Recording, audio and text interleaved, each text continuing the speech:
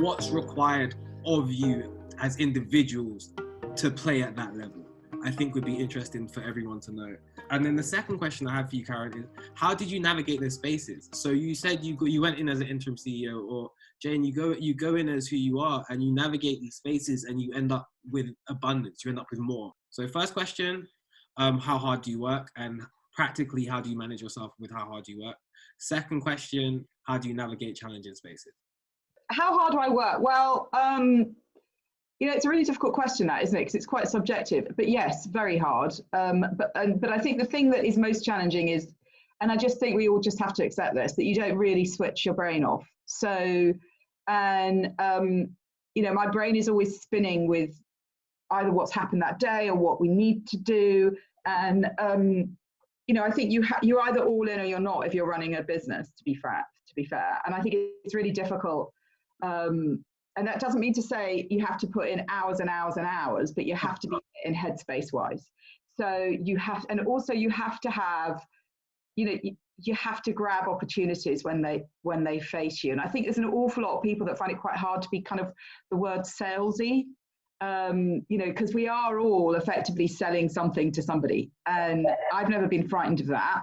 I don't think you have to be brash or you have to be, unpleasant about it. But at the end of the day, you have to find your own way to sell something to somebody. And, people have lots of different techniques, but, look at how when you're trying to persuade someone in your own family or in any situation, that's probably your natural inclination to do that. And, but to me, one of the key things that I think is really crucial is understanding the marketplace in which you are playing and where it is, because nothing works in a vacuum. So, the best ideas come from a distillation of the market around them, and they don't come out of the blue. Very, very few ideas come out of the blue. So the very best ideas come out of somebody really analyzing what is happening in that marketplace and what people's perceptions are and where the opportunities are. And that's where the great idea is. So I think that it's really crucial to keep in touch with what's happening. And now, of course, it's the easiest thing to do because of the digital universe in which we live. And I guess the challenge there is, how do you not get overwhelmed by information? But there are lots and lots of different ways that you can manage what you're looking at. But for something like my business, we're looking at so many different sectors and different platforms. So we kind of divide it, and we have a team every week that gives us insights. Every day, actually, we get insights. So there's a team that looks through all of the media for that day, all of the what's trending on Instagram, and they just distill it for everyone. We then have a team who's talking to our global network and gathering information about what's been going on in different countries, and that gets distilled into a newsletter. So you can divide it, but you've got to keep in touch with what's going on and adapt accordingly. And that's where I also think that's where the ideas come from. You kind of get inspiration from all over the place, but ground it in your sector and what's happening. You really need to understand your sector. And Karen, you mentioned earlier such a powerful point about know your client's business or your customers' lives.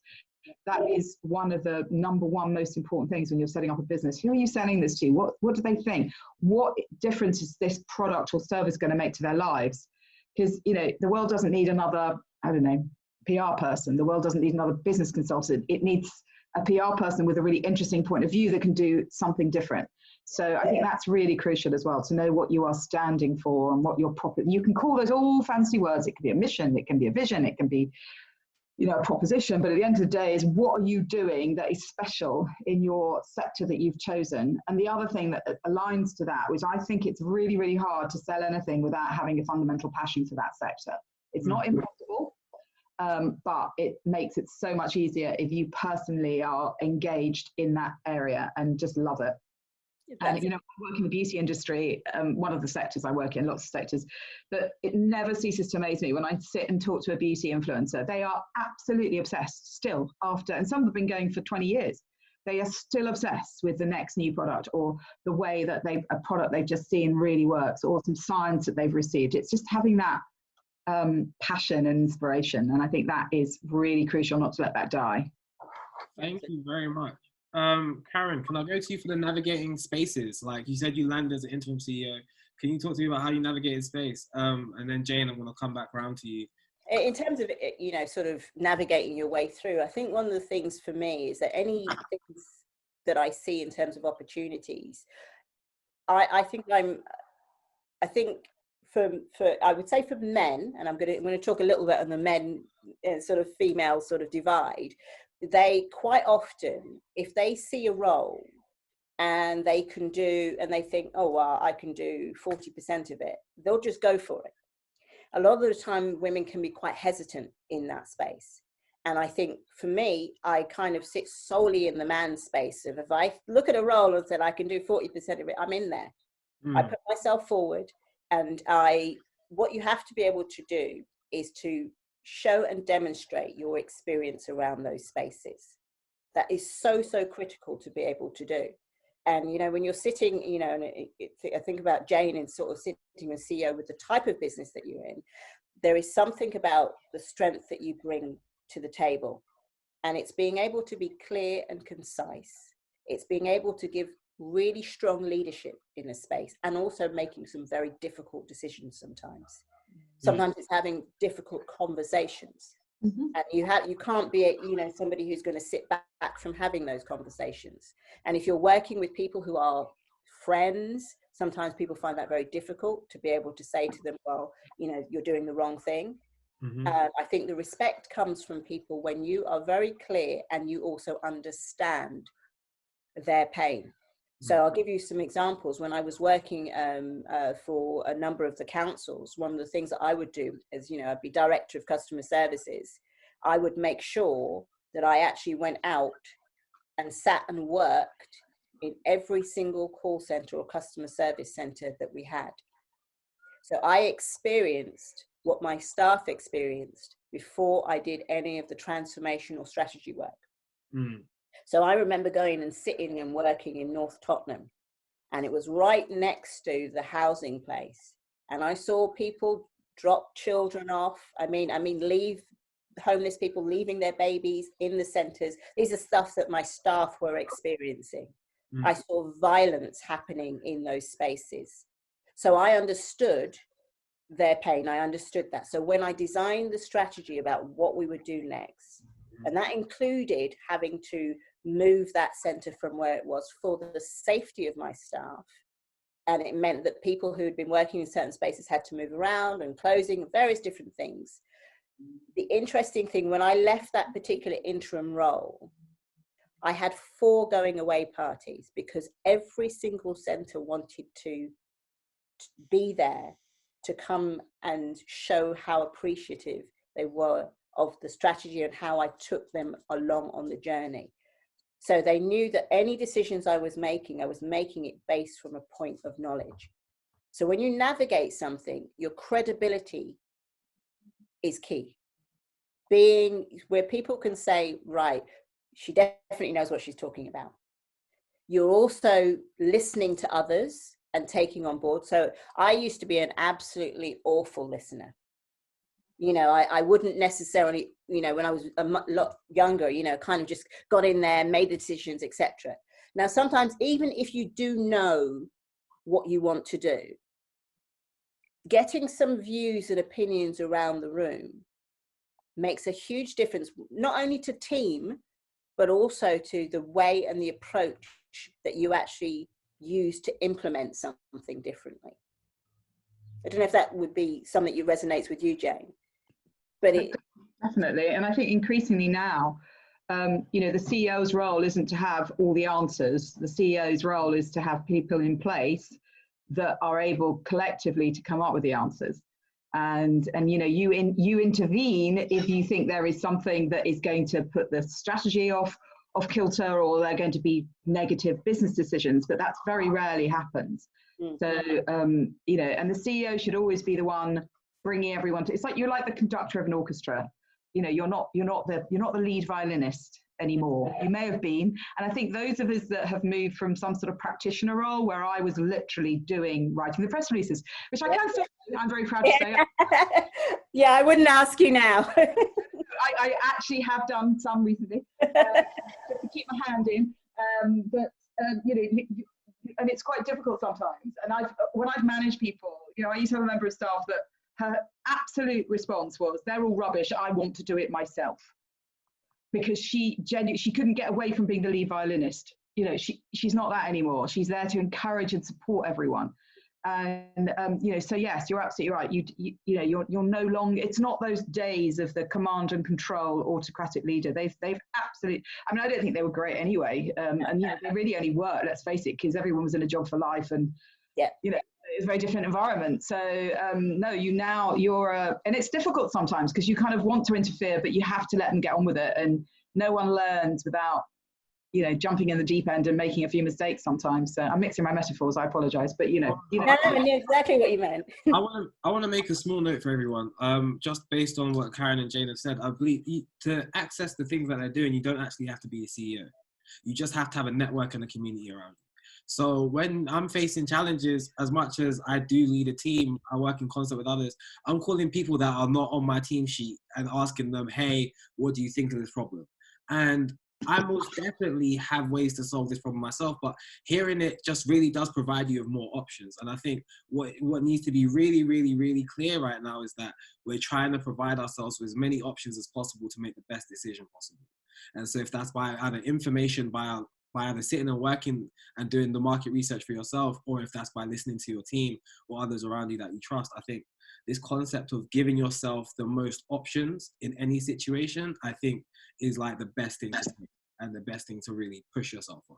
I'd love to build on that actually, because I've been on a few training courses in my life, and I've learned some things from them, but some things have really stuck out. And one of the most powerful things I was taught very early on in my managerial career was to stop searching for the right answer, because frankly, there isn't a right or wrong answer. There are just a series of options. You choose one according to the information in front of you, and once you've chosen it, you go all out for it. And we live in a binary society, so there is a right and wrong answer to questions when we're at school. There is a right or wrong, you know, way to do things. And, you know, even in language, we kind of say, is he the right man for me? You know, so, and actually there isn't a wrong or right. There is just a series of options. And I worked for a company where for 2 years, we couldn't come up with a proposition, because the proposition, we couldn't find the right, it wasn't quite right. And in the end, after 2 years, we lost out on market share. We just didn't get anything done. We weren't promoting ourselves. And guess what? We ended up panicking and coming back to the very first option that we put on the table that wasn't at the time the right one. So I think searching for the right answer can be paralyzing. So you just have to be conscious that there are many different ways to do things. And once you've chosen a path, go all out for that path. But the other thing to build on there with Jane, because I absolutely agree with you. I mean, one of the things that we absolutely say to a lot of our clients, and I have to say that I've done for myself, is that yes, go all out, but also if you get to a point and realize actually this isn't the right one, change it. To stop and make a new decision. Change it. You know, how many companies I've seen. And I know why, and because I've done some research to find out why so many companies stay on the same trajectory that they have done. A lot of the time, especially when it's new technology implementations, it will cost them more money to stop the program than it will to continue it. So they continue it till the end, and then what they do is they change, and then all of their staff are saying, but why did we change? It's another change. And people get very frustrated with that whole process. And because leadership often isn't prepared to say, we made a mistake, or it wasn't working as we had anticipated. So they just kind of just change it and just put a kind of a new gloss onto it. So honesty is also really important, and transparency. A leader who can actually say, do you know what? My original strategy said X. We worked through that. We either listened to our customers and got this feedback, and this means that we've decided to make this change, or we recognize it actually isn't just working for us as a business. So therefore, we are going to make some changes. It may have some financial impact, but us turning it around in terms of perception and success, it's a different program altogether. Brilliant. And, you know, one thing that links to something I did want to sort of communicate to people is that I think one of the crucial things for businesses is this fancy concept called continuous improvement that I'm sure Karen knows all about, but it basically just means permanently looking at how you can do things better and tracking what you're doing. And that really is about asking your customers, is this a good product? This is where feedback comes in. And sometimes that can be a chat on the phone to somebody. Sometimes it can be a survey you send out to people, but it's really just being really open to improving all of the time. So you're not making that, like that company you gave the examples of, Karen, you're not suddenly going, right, stop this one, go to that one. You're actually just tweaking all the time. Shall I tell you where I learned that from? I learned that from Jeremy Sinclair, believe it or not. Oh, really? Like, crazy or not, like, I did not believe I learned it from him, but he was just like, I was trying to make a new brand proposition for the community in the future we want to go into in the next 2 to 3 years. And he was just like, have you had an exit interview with your clients? Yeah. Have you sat down with your clients and asked them at the end of a job, what was good, what was bad, what pissed you off, what didn't piss you off, what part really you found most valuable? And he said, go and do that with all your ex-clients, because what you think you're selling versus what they're getting value from is most likely 2 different things. And you need to be on their page, not yours. And so I think there's a real opportunity there in just calling up your previous clients and saying, hey, how are you? I think it'll also be a bit of nurturing to call them at this time also and say, hey, how are you? And you can kill 2 birds with 1 stone. You can now catch your exit interview, and you can now put a seed in to get some jobs into the future.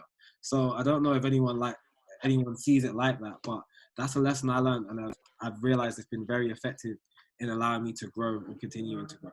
We do exit interviews for everyone who leaves as well, because they will tell you so much about, what their perspective of the company is, because it's not just about your customers, it's about your own teams, depending how big your teams are, obviously. But yeah, and also when we're pitching and we lose a pitch, we ask to have proper feedback as to why. Some people try and be kind, but it's just no point. You've got to really tell people what they've done wrong. And I think probably half the time they're giving you a nice story, but even if half the time they're telling you the truth, that's really, really helpful.